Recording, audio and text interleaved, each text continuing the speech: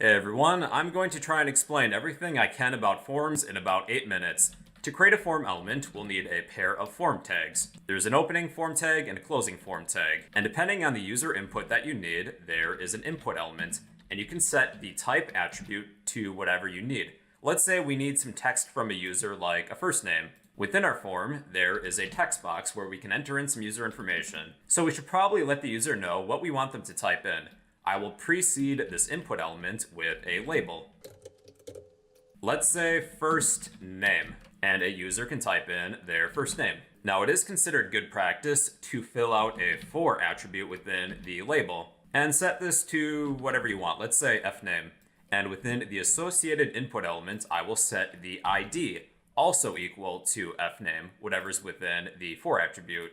This does a couple things. One, if I was to click on this label, this will select my input box. It's also helpful for people that are using screen readers so that they can easily navigate your form. There is also a name attribute. When we submit this data, what sort of name do we want to give that data? Think of it like a variable. I will also name this fname as well. Within the input element, there is a placeholder to display some default text to a user by setting the placeholder attribute equal to some text, like SpongeBob.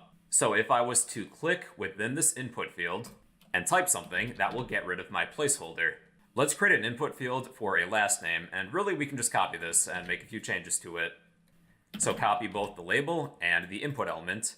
Let's change this from first name to last name. Change for as well to lname. ID will be lname, and let's make name lname as well. And the placeholder, how about square pants? These labels and input elements will appear on the same line. To separate them and treat them as block level elements, I will add each of these pairs to their own div element. Perhaps I'll add a line break as well. Okay, now with forms, there are built-in buttons too. We will set the input type equal to reset.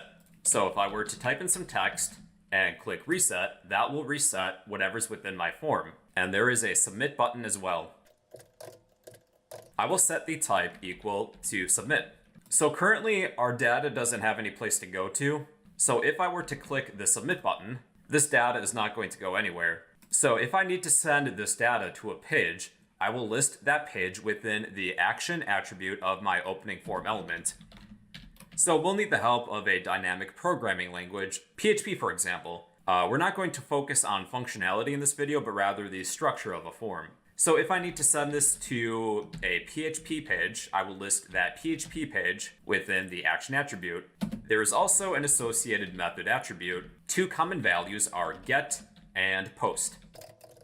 Get is considered insecure. It's going to append your data to the URL of your web page. So for example, if I set the method to get and type in some information and click submit, it's going to append my data to the end of my URL. So it's going to add a question mark, then all of my data. If you need to submit some secure information like a password, do not use get. I would say that this is useful for things like search boxes, if a user needs to navigate your web page for maybe some sort of keyword. So it's better to use post to submit some secure information. But this isn't going to do anything, obviously, because we do not have a server set up. Now, there is a required Boolean attribute you can add.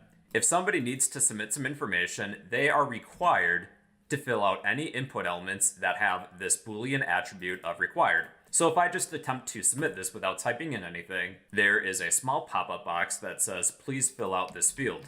Alright, I'm gonna go kind of quick through these next input elements just because I think we have the hang of the general context of input elements. So next we have password fields. You set the type equal to password. So if somebody types in some characters, they will be hidden. If you need to set a max size of your password, there is a max length attribute. Let's set this to maybe 12, so we can type in no more than 12 characters for a password. And you can also add that required Boolean attribute too. For an email element, set the type equal to email. In order to submit an email, we need an @ character within our email. Otherwise, we cannot submit this information. And perhaps I'll add a placeholder as well. Placeholder equals spants@gmail.com. So there is our placeholder. For a telephone number, you're going to set the type equal to tel. And I do have a placeholder as well. If you need the user to type in a date, like a birth date, there is a type date, which includes an interactive calendar to select a date. A user can type in a number if you set the type equal to number. Let's say that the user is buying something from a store. There are some arrows where they can increase or decrease the quantity, but we should probably place some limits. They can type in basically whatever number they want. They want -1 billion items. So we can set the min and the max. I'll set the min equal to 0 and the max equal to, what about 99? And you can also set a default value too. I'll set the default value equal to 1. Next, we have radio buttons. With radio buttons, we can only select one radio button from any one group. Perhaps we'll have the user select a title. Are they a Mr., a Miss, or a Doctor? So I'm going to create a pair of labels and input for each option that we have. So we will have a Mr. option, Miss, and PhD. Okay, I will set the input type equal to radio, and then do that with each of these pairs. So we can select more than one because these are all not within the same group. To set them all within the same group, we will all have them have the same matching name. Let's say that the name will be title. So therefore, we can only select one now since they're all within the same group. And that's kind of the idea behind radio buttons. You can only select one. And we will set an associated value of, let's say, Mr. for the first value, Mrs. for the second, and Doctor for the last one. Then I'm just going to precede all of these with a separate label. Let's say title. And I will set the for attribute equal to title. And within each of these radio button labels, when I click on one of these labels, I also want to be able to select one of these radio buttons. So I will set the for attribute equal to a unique ID. So let's say Mr. The ID will be Mr. And repeat the same steps.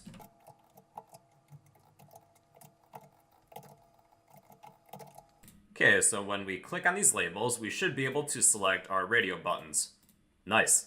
With drop-down menus, instead of a type, we are going to use a pair of select tags. So there's an opening select tag and a closing select tag, and we list individual options within the select element. We'll give our user 3 options from this drop-down menu. They can pay with a Visa, a MasterCard, or a gift card. And I will give each of these a value.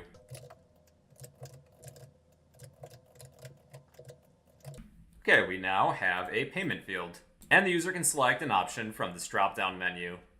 And the last input type I will explain in this video is the checkbox type. So let's say we have a subscribe button, and you can go ahead and smash that subscribe button. So just set the type equal to checkbox for, well, a checkbox. Well, yeah everybody, that's how to create an HTML form. There's still some more advanced input types we did not cover, but these are the very basics, I would say.